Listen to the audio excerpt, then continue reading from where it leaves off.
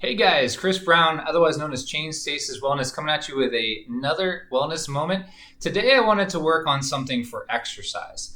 I've seen a lot of people have some issues with core exercises. Not that they can't do them, but they have a really hard time feeling them correctly or just getting into the setup for them. So specifically, I want to go over things coming out of the supine or lying on your back position. The setup can be a little tricky for lots of times, but I found that this is pretty foolproof to get you in the right position. All you need to have is some space, and I like to use a yoga block just because of the shape and density of them, but you can use literally anything that's about this size that you can bunch up. Small foam rollers can work, thick pillows, hopefully something a little denser can work really well as well, okay? So I got two of them here just to demonstrate a couple different variations, okay? So, for instance, when people are doing a dead bug, or if they're trying to do a hollow hold, or something like this, they feel a lot of their hip flexors, this TFL area, tensor fascia lata. Oftentimes they can feel their low back. Sometimes they feel their neck. And many times they just don't feel the right thing. It's just not that intense. And if it's not that intense, why are you doing it? If you can hold a plank for more than a minute, you're probably not doing the plank right. That kind of thing, okay? Now, the supine position is just the opposite of being on your forearms or straight arms in a push-up position like this, okay? You want to think of pelvic tuck, flat low back, rounded upper back, with the shoulders spread out or your arms reaching generally, okay? So you can think of this in the same way, but there's more reference points on the ground, meaning you can feel it, okay? So for the setup, I like to use the yoga block to give you, again, more reference points or things to feel, okay? I tell people, get the yoga block right under the kneecap, put your elbow on there, so your elbow, the top of your elbow, the bony part here that sticks out, that's going to be at the top of the yoga block. Notice I did it lengthwise. This way is a little harder, so I usually start people to here, especially if you have hip mobility issues or this area turns on very easily. So, big thing you want, chest is up, okay? Don't hunch forward like this. This is not where we want you to be. Chest is up, okay? I'll try to show you from both angles. Another thing I like to suggest, take that same side hand and support your head so your neck doesn't kick in. If you have neck issues, this one's big, okay? So chest up, arm reaches out, breathe in. As you exhale, your lower back is gonna rock back. Your belly button's gonna go back, and your pelvis tucks. You should feel your abs already.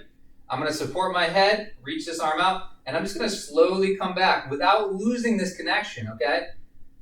I want to keep my abs on. Now my low back is flat on the floor. My neck is supported by my hand, so I'm not feeling my neck. And then this leg can come up to here a little easier, come to here, heel on the ground, next level. Or if it's not that hard, you can come to here. Now I'm going to breathe in through my nose.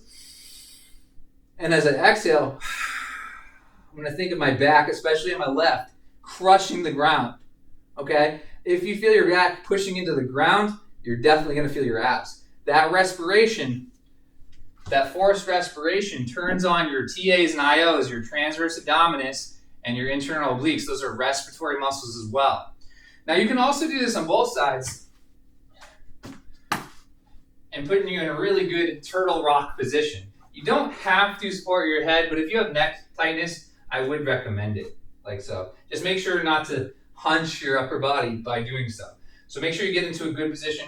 If you go up too high with the yoga block close to your kneecap, it can be a little harder as well. So some people I have it bring down low. So again, I'm gonna tuck my tail, breathe out.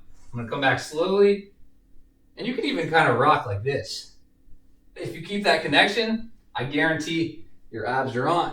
But again, we can just stay here and breathe.